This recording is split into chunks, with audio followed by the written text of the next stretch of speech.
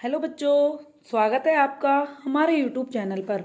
आज हम देखेंगे प्रावस्था आरेख क्या होता है तथा इसके साथ ही साथ हम त्रिक बिंदु यानी ट्रिपलेट पॉइंट क्या है, इन दोनों के बारे में अध्ययन करेंगे। तो चलिए शुरू करते हैं आज का वीडियो। तो सबसे पहली चीज़ तो ये कि आप जानते हो अच्छी तरह से कि जो हमारा पानी होता है वो हमारा 3 प्रावस्थाओं में पाया जाता है।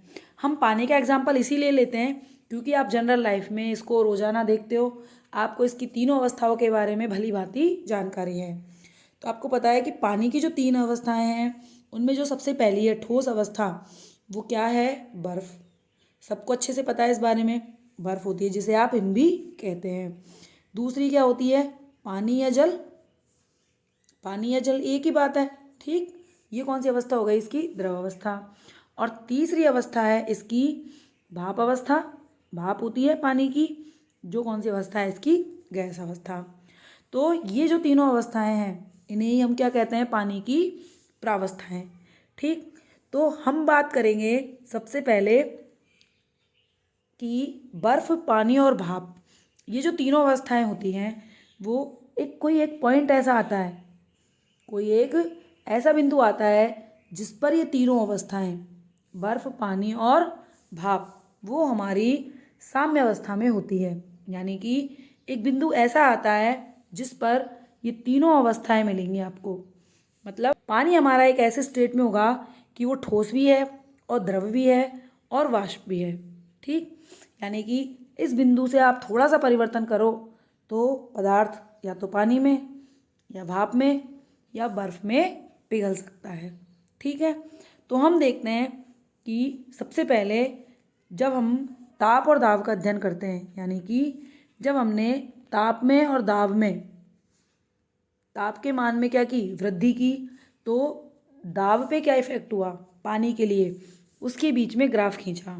क्या किया हमने?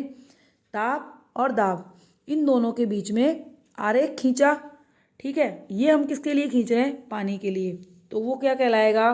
पानी का दाब और ताप प्रावस्था आरेख। तो हमने क्या किया कि पानी के लिए हमने ये दाब है और ये हमारा ताप है, इन दोनों के बीच में हमने ग्राफ खींचा। तो जो ये हमारा ग्राफ है वो हमारा कहलाता है दाब ताप प्रावस्था आरेख, ठीक। ये किसके लिए खींचा है हमने? केवल पानी की बात कर रहे हैं तो ये पानी के लिए है। CO2 कोई भी गैस है, कोई भी पदार्थ है, सबके लिए ये अलग अलग होते हैं। हम केवल यहाँ पानी की बात कर रहे हैं। तो ताप और दाब में ये ग्राफ है आपके सामने, ठीक। इसमें देखिए जो ये ओ बिंदु है, जो हमारा ओ बिंदु है, ये हमारा है त्रिक बिंदु। कौन सा बिंदु है? त्रिक बिंदु, ट्रिपलेट पॉइंट। यानी कि ये एक ऐसा बिंदु है जिस पर ठोस, द्रव और गैस तीनों अवस्थाओं में आपका पदार्थ उपस्थित है। देखिए कैसे, इस बिंदु के इस साइड ठोस है, इस साइड द्रव है और इस साइड गैस अवस्था है, ठीक। तो त्रिक बिंदु क्या हो गया? ताप और दाब के आरेख में एक ऐसा बिंदु जिस पर पदार्थ तीनों अवस्थाओं में रह सकता है, क्या कहलाता है? त्रिक बिंदु। और इसके लिए ताप और दाब निश्चित होते हैं, यानी कि जो पदार्थ होगा उसके लिए ताप और दाब दोनों ही हमारे निश्चित होंगे कि किस ताप और किस ताप पर ये अवस्था मिलेगी। जैसे पानी की बात कर रहे हैं तो पानी के लिए ये अवस्था है 0.01 डिग्री सेल्सियस। ताप का मान तो कितना है? 0.01 डिग्री सेल्सियस। ये तो हो गया आपका ताप का मान, 0.01 डिग्री सेल्सियस, ठीक है। केल्विन में आप कन्वर्ट कर सकते हो। और ताप और दाब का मान है 0.006 वायुमंडलीय दाब है। आप इसको पास्कल में चेंज करेंगे तो ये आएगा अप्रॉक्स 6.11 इंटू 10⁻³ पास्कल, ठीक। तो ये तो हमारा दाब का मान है और ताप का मान कितना है? -0.01 डिग्री सेल्सियस। इस पर जो पानी है वो हमारा तीनों अवस्थाओं में रह सकता है और ये पानी के लिए क्या कहलाता है? त्रिक बिंदु, ठीक। पहली बात। अब इस ग्राफ में देखिए, इस वक्र में हमारे पास 3 कर्व हैं। सबसे पहला है एओ, इसमें देखिए इस कर्व के दोनों तरफ ठोस और द्रव हमारा साम्य में है, क्योंकि इस कर्व के इधर ठोस अवस्था है और इधर की तरफ द्रव अवस्था है। तो ये जो वक्र है वो हमारा कहलाता है गलन वक्र। क्या कहलाता है? गलन का वक्र। ठीक, इसलिए ये हो गया गलन वक्र।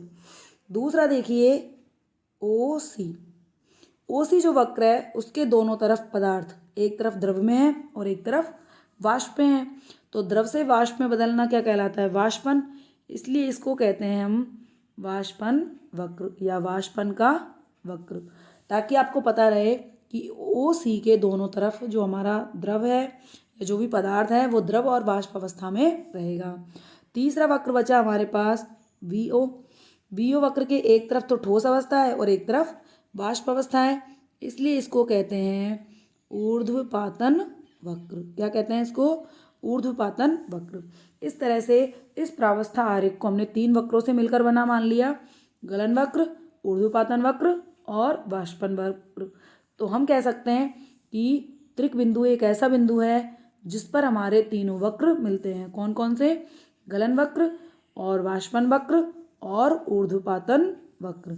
तो एक परिभाषा और हो गई इसकी कि पीटी आरेख में एक ऐसा बिंदु जिस पर गलन वक्र, वाष्पन वक्र और ऊर्ध्वाधर वक्र तीनों आपस में मिलते हों, क्या कहलाता है? त्रिक बिंदु कहलाता है।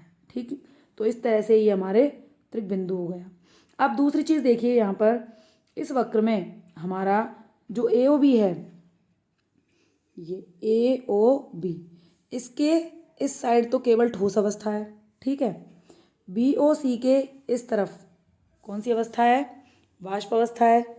इसको हम कह सकते हैं कि बी ओ सी के दाईं ओर, बी ओ सी के जो दाईं ओर है वो तो हमारी वाष्प अवस्था है, और ए ओ बी के बाईं ओर कौन सी अवस्था है? ठोस अवस्था। और ए ओ सी के बीच में कौन सी अवस्था है? द्रव अवस्था है। इस तरह से ये हमारा क्या हो गया? प्रावस्था आरेख हो गया। ठीक है, ये हमने जल के लिए बनाया है। जल के लिए ये हमारे जो ताप और दाब के मान त्रिक बिंदु पर ये एक समान रहेंगे। इसके अलावा आप स्केल अपने हिसाब से कैसे भी ले सकते हैं। तो इस तरह से त्रिक बिंदु की डेफिनेशन हमारे पास क्या हो गई? ये हो गई कि किसी भी पदार्थ के दाब ताप प्रावस्था आरेख में वह बिंदु जिसके संगत दाब P0 का मान कितना है? या तो आप ATM में लिखें, तब तो क्या लिखोगे? 0.066 ATM वायुमंडलीय दाब, या आप लिखेंगे 6.11 इंटू 10⁻³ पास्कल। तथा ताप T0, ताप का मान कितना था? 0.01 डिग्री सेल्सियस। और यदि आप केल्विन में लिख रहे हैं तो आप लिखेंगे 273.16 केल्विन। ठीक है, पर पदार्थ एक साथ ही ठोस, द्रव तथा वाष्प तीनों अवस्थाओं में रह सकता है, इसे उस पदार्थ का त्रिक बिंदु कहते हैं। ठीक है, तो ये हमारी त्रिक बिंदु की परिभाषा हो गई। तो आप जल के लिए ताप का मान कितना है और दाब का मान कितना है ये दोनों याद रखेंगे। ठीक है, क्योंकि ये कई बार सीधे पूछे जाते हैं कि इनका मान कितना होगा। ये केल्विन में है। ठीक है, तो बहुत ही आसान टॉपिक है, कई बार इसमें से छोटे प्रश्न पूछ लिए जाते हैं। तो आप याद रखेंगे कि आपके पास त्रिक बिंदु के लिए दाब और ताप के मान है वो कितने हैं। अब देखिए CO2 के लिए भी हमारे दाब और ताप का एक आरेख दे रखा है। ठीक है, तो ये आपके सामने है। ये हमारा CO2 गैस के लिए होता है। तो इसमें हमारी द्रव अवस्था बहुत ही कम है। आप देख सकते हैं ग्राफ में AOC के बीच में कितनी सी अवस्था में आपका द्रव है। ठोस अवस्था और वाष्प अवस्था तुलनात्मक रूप से ज़्यादा है।